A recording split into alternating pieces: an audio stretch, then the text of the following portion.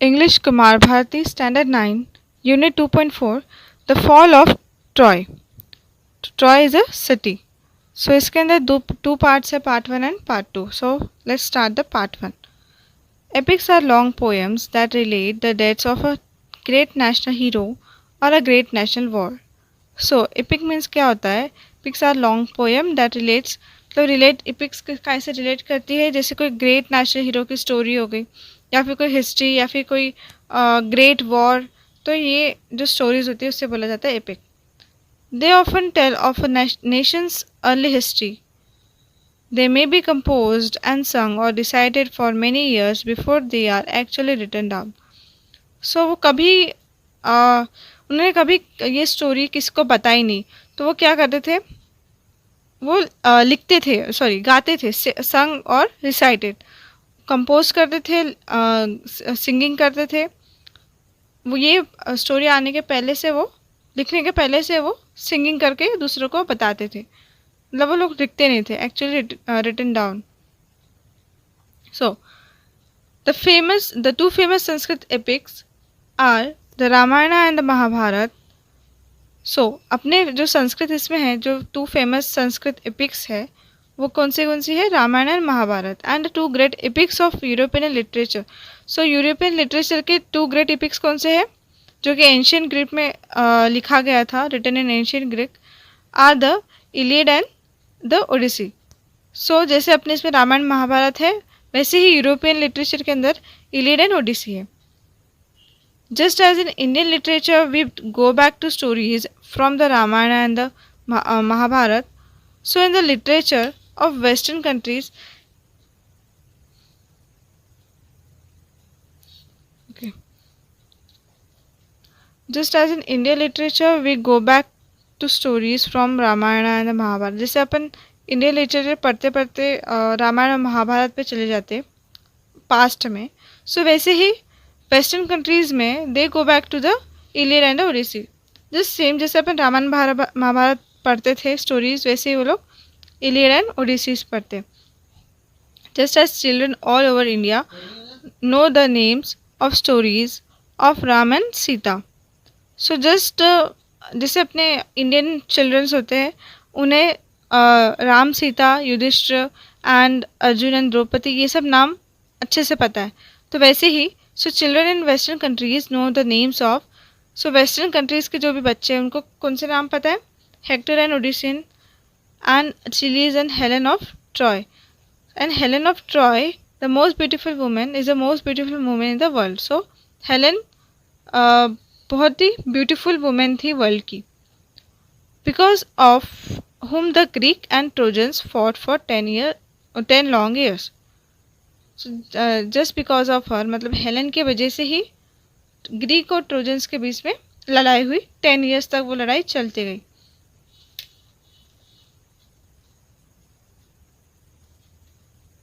Nobody knows for certain who the author of this early epics is. किसको पता नहीं है कि इसका ऑथर कौन है, मतलब इसको किसने लिखा है स्टोरी को, एपिक को. It is thought that they arose and developed with the nation itself and were handed down from singer to singer till perhaps one great poet gave them their final form. So जो story थी उसे वो singer to singer वो पहुंचाते गए. जैसे कोई अपने घर में होगा तो वो उन्होंने ये स्टोरी को गाया, देन उनके बाद कोई दूसरा जनरेशन आया उनको, तो ऐसे जनरेशन टू जनरेशन वो देते गए, जब तक कोई एक फाइनल फॉर्म नहीं मिल पाया. ठीक है. It is believe that the Iliad and the Odyssey were compose and recited by a blind poet name Homer. So ये यकीन किया जाता है कि इलियड और ओडिसी किसने कंपोज किया है, एक ब्लाइंड पोइट ने जिसका नाम था Homer, who lived about 900 BCE and who wandered from one Greek city to village to another, singing his poems to all who would receive him in their homes and gave him hospitality.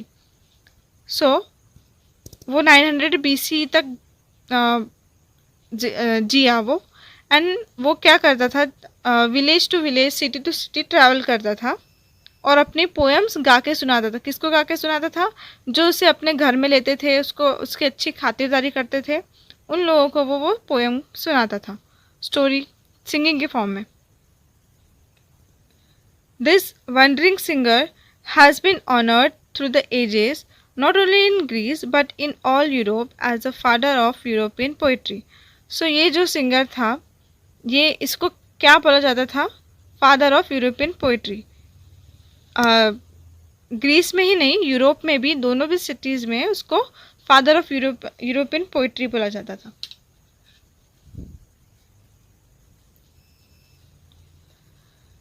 The Iliad is the story of Ilium और Troy. तो Iliad का अभी Iliad के बारे में बोल रहा है, ठीक है। इलियड किसकी स्टोरी है? इलियम और ट्रॉय की।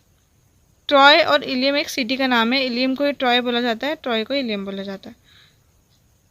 अ rich trading city in Asia Minor near the narrow sea that leads from the Aegean to the Black Sea. So ये एक रिच सिटी थी, रिच ट्रेडिंग सिटी थी, जो एजियन और ब्लैक सी के बीच में से एक सी है, एक छोटी सी सी, वहाँ पे वो सिटी थी।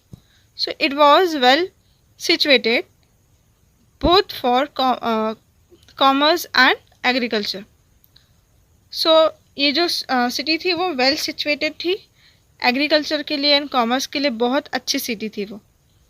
इन front of the city was a sea over which, okay, sea के सामने, सॉरी, सिटी के सामने एक सी था, over which sail the ships of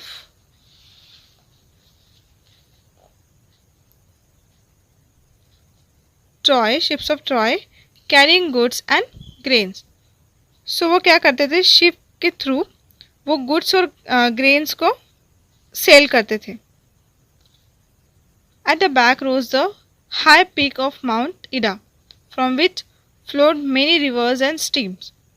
okay, वो जो सिटी थी उसके पीछे ही एक पहाड़ था इडा नाम का, जो कि बहुत बड़ा था, एंड उसी के ऊपर से एक रिवर और एक स्ट्रीम बहता, झरना बहता था, नदी और एक झरना बहता था।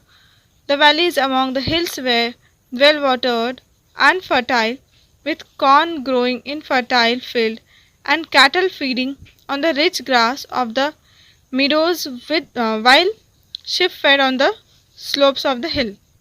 So वहाँ पे हिल्स के पास बहुत अच्छी अच्छी वैलीज थी, जहाँ पे अच्छे से अपन फर्टाइल कर सकते, अपन खेती कर सकते थे, ठीक है। वहाँ पे बहुत अच्छे अच्छे रिच ग्रासेस थे, शिप्स थी। सो ये बता, मतलब अपने सिटी के बारे में वो डिस्क्राइब कर रहे हैं यहाँ पे। Then round this city the Trojans had build a strong wall so that no enemy should attack them from the C.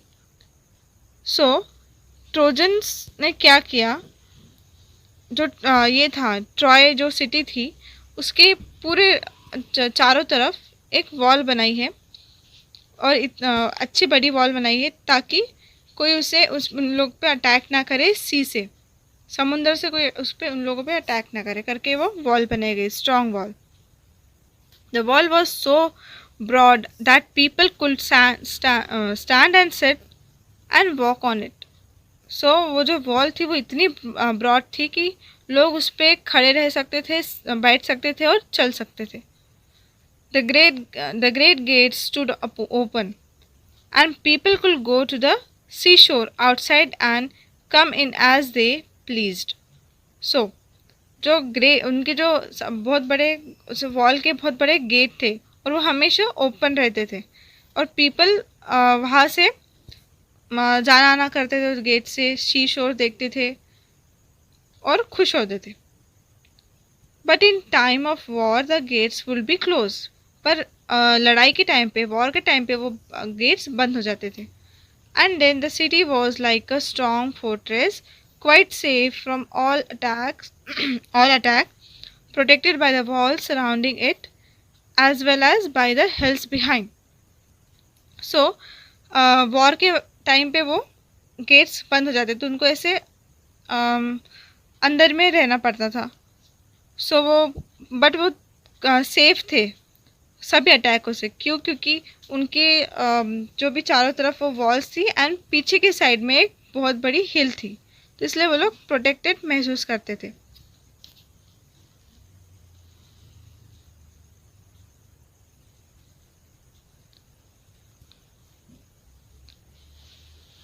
Thus, Troy was a strong city, strongly protected by its wall and strongly defended by its brave soldiers. So, Troy एक strong city थी and वो बहुत अच्छे से protected थी wall के ज़रिए, और उनके जो सोल्जर्स थे, ब्रेव सोल्जर्स थे, वो भी उन्हें अच्छे से डिफेंड कर रहे थे, प्रोटेक्ट कर रहे थे। But all the kings and heroes of Greece had declare war against the Trojans. So सभी किंग्स और हीरोज़ ने ग्रीस के डिक्लेयर किया ट्रोजन्स के खिलाफ war, just because Paris, a prince of Troy, had persuaded Helen, wife of a Greek king Menelaus, to elope with him. So, क्यों हुआ ये वॉर, क्यों उन्होंने डिक्लेयर किया वॉर? क्योंकि जो पेरिस था वो ट्रॉय सिटी का प्रिंस था, एंड उसने क्या किया, और एक हेलेन थी, जैसे इसके पहले बताया था कि हेलेन मोस्ट ब्यूटीफुल वुमेन थी, और वो जो वुमेन थी वो ग्रीक किंग मेलेनस की वाइफ थी। तो उसने उसको अच्छा अच्छा बोल के उसने बोला कि मैं तुमसे प्यार करता हूँ, तो ऐसा ऐसा बोल के उसको पटा लिया। So he had brought her to Troy, and उसने उसे अपने सिटी में ट्रॉय में लेके आ गया। So the Greek wanted to take revenge on Troy for the wrong done of Menelaus. So Greek के जितने भी लोग थे वो चाहते थे कि हम इंसाफ करें इसके साथ, ट्रॉय जो भी मेनेलस के साथ हुआ है। सो इसलिए वो लोग उनके उसके साथ वॉर उन्होंने डिक्लेयर किया। They sail to Troy and laid siege to the city. The Trojans too fought hard and the siege continued for 10 long years. So जो ट्रॉय सिटी थी वो फिर जैसे सील पैक होगी, मतलब वो लोग बाहर भी नहीं जा सकते थे, अंदर भी नहीं आ सकते थे, एंड ये जो लड़ाई चली ये पूरे 10 इयर्स तक चलती रही ट्रोजन्स और ग्रीक लोगों के बीच में।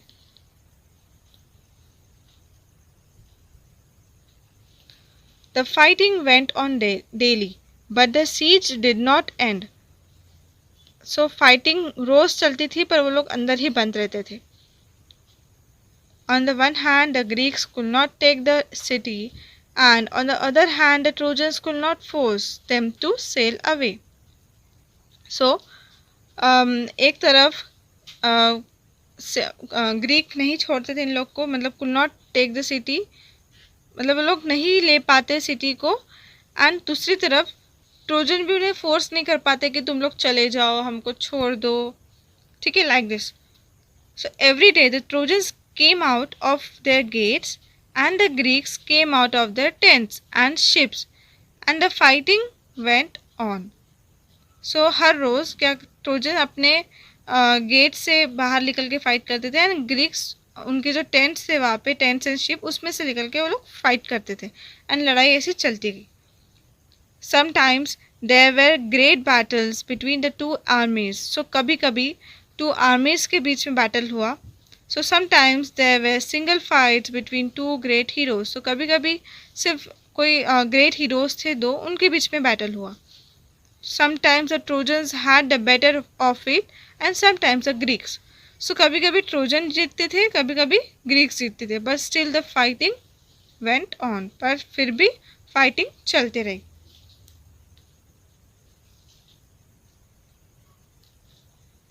Great heroes on both sides were killed in the course of the war. So दोनों भी साइड्स के जो भी अच्छे अच्छे हीरोज थे, ग्रेट हीरोज थे, वो मारे गए दोनों भी साइड्स के वॉर के चलते। After leading the defence of his city for 9 years, the brave Hector was at last killed by Achilles, whom none could resist. Okay, so 9 साल फाइट करने के बाद, 9 साल उन्होंने डिफेंस किया अपने सिटी को, उसके बाद जो ब्रेव हेक्टर था वो भी मारा गया अचिलीस के हाथों। Then but Achilles himself was killed later on by a poisoned arrow. So बाद में चिलीज भी मारे गए। किस वजह से मारे गए? पॉइजन एरो की वजह से। That entered